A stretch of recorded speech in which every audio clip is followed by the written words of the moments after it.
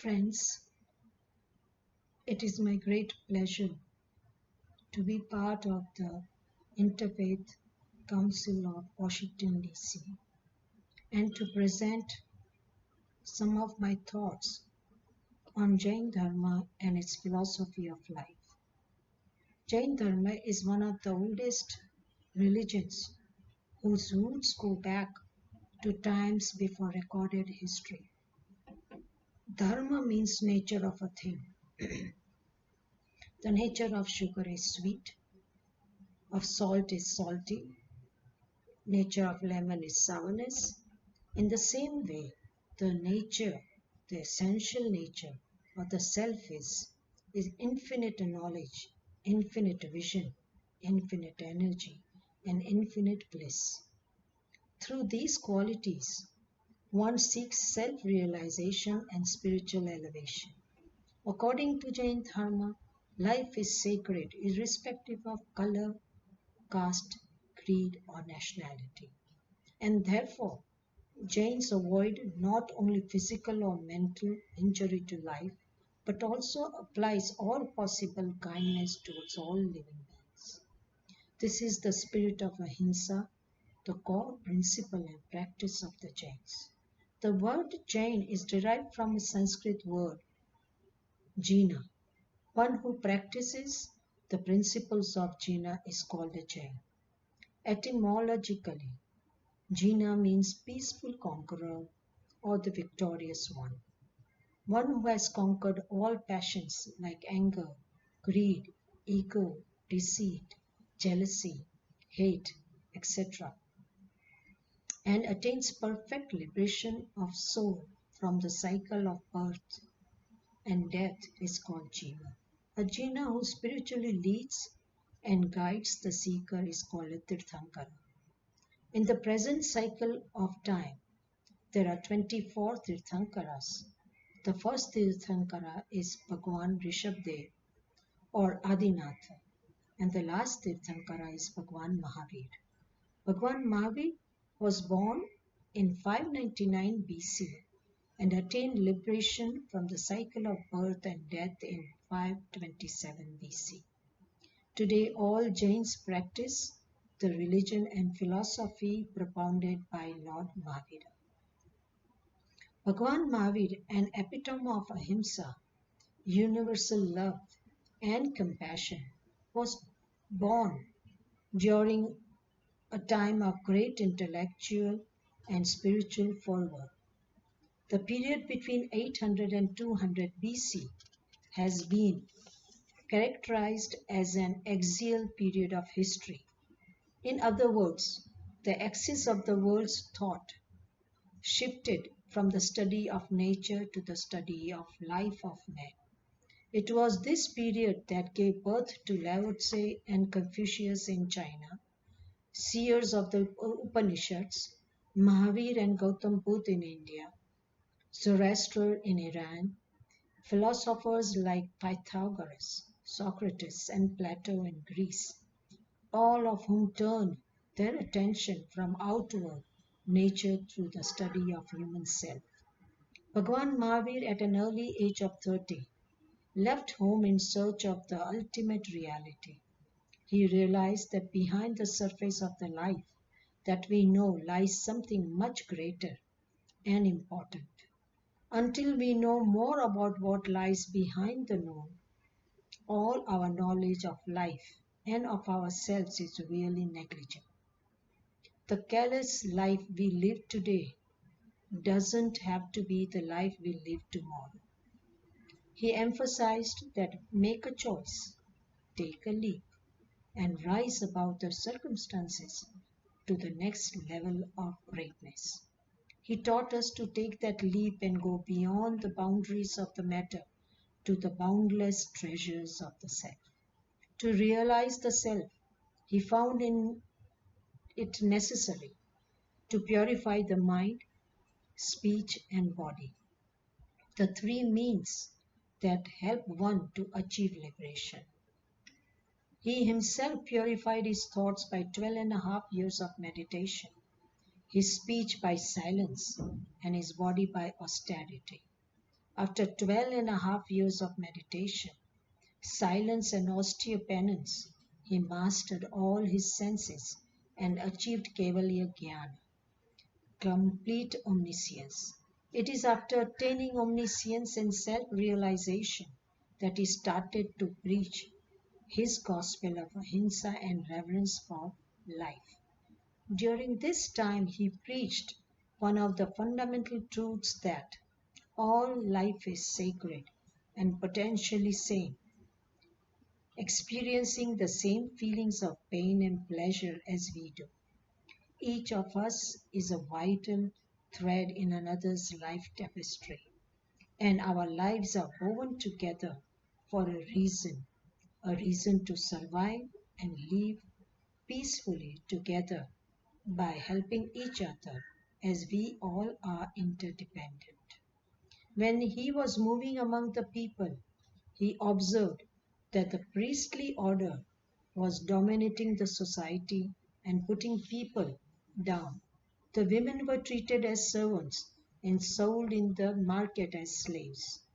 Animals were sacrificed in the name of religion, and caste systems separated men from men. Seeing this, Mahavira, a non-violent revolutionary, realized that it is time for the social conditions to change. The first awareness was brought on the custom of animal sacrifice. Seeing the river of blood flowing from the slaughtered animals on the sacrificial pyre made his heart bleed in pain. He said that religion is associated with the sacredness of the soul and not with the sacrifice of the voiceless creatures. When one cannot give life, one has no right to take life. A thorn pricked in one's foot causes much agony and pain. How much pain it would cause when the animal's neck is slit open. Animals have souls like us, and they experience the same pain and pleasure as we do. He interpreted the Vedas differently and showed that the real sacrifice is the sacrifice of one's baser instincts and not the sacrifice of innocent creatures. He said that basically all souls are equal, but due to the individual karmic conditions, they appear different in caste, creed, color, and form. What we are today is because of our past karmas. What we sow, so shall we reap. Mahavir was the first to remove the notions of caste distinctions based on birth, and it was he who brought the awareness of equality of all souls. It is believed that Jains are atheist. Yes, it does not believe in God as a creator, but it believes in the potential power of every soul to attain godhood and become God. He declared that each soul is its own master, and it is not in the hands of any God to make you really happy in this life or in the next. Your real enemy, he said, is not outside you, but it is inside you. You are the author of your own happiness and misery. To sum up his teachings, he taught to reflect on the nature of the self. Firstly, he taught to see the changeless beneath the changes. We see in the world that everything changes every moment, but behind everything there is something that never changes, and it is constant, and that is you, me, and the other life forms. Secondly, to experience the eternity of life against the ephemeral nature of matter. That which is constant is also eternal. The soul the soul is, and the soul will be. As Robertson in 1853 said, everything is in a state of becoming. Only God is in a state of being. That is the state of eternity, always being, always existing. So one will always exist wherever one is. Thirdly, he taught liberation from the cycle of birth and death. Endless desires are the cause of birth and death. Free yourself from the state of attachment and aversion and desire, and you will be liberated. Fourthly, he taught that freedom from dependency and attachment is freedom from suffering. One comes alone and will depart alone. And so, dependency on people, objects, and material possessions brings more pain than happiness. Be liberated from outside props and start trusting yourself. Here I am reminded of an incident in life of Bhagwan Mahavir. His first disciple Gautam Swami was very attached to Mahavir, so he would follow him like a shadow everywhere Mahavir went. When Mahavir saw this, he knew that this attachment was not allowing Gautam to be free and liberated. So when his time of departure came closer, he asked Gautam to go and give sermon to a farmer called Dev Sharma in a far off village. Like a child, he obeyed the order of his master and left Mahavir. Mahavir knew that his time is coming closer to leave the world, and in few hours he left the ephemeral body and liberated himself from the cycle of birth and death. When Gautam came back, he saw everyone sad and crying. On inquiry, he got to know that Mahavir was no more. He cried like a child, but when he reflected deeply, he realized that Mahavir had sent him away to break his attachment from Mahavir, and as soon as he broke his ties with him, he attained omniscience. Kaivalya Gnan. To practice these teachings, he prescribed 5 ethical codes: not to kill, injure, or disturb any innocent creature, not to lie, not to steal, observe celibacy, limit one's possession. His teachings of non-violence, reverence for all life, and active compassion are very relevant in today's time where violence, strife, and unrest prevail in the world. Today, all Jains practice the philosophy of Bhagwan Mahavir. The principles expounded by Bhagwan Mahavir are non-violence, ahimsa, which promotes the autonomy of life of every living being.